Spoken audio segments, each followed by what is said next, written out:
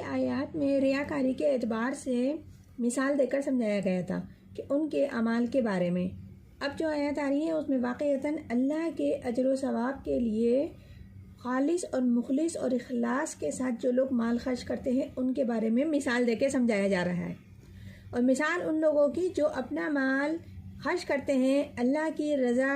के लिए, खुशी हासिल करने के लिए और अपने अज़्म की पुख्तगी के साथ, अपनी नफ्स की पुख्तगी के साथ। उन लोगों की मिसाल उस बाग सी है जो थोड़ी सी बुलंदी पर हो, जैसे कि एक बाग हो और उस बाग की थोड़ी और बुलंदी पर एक और बाग हो जिसमें कुछ नेचुरली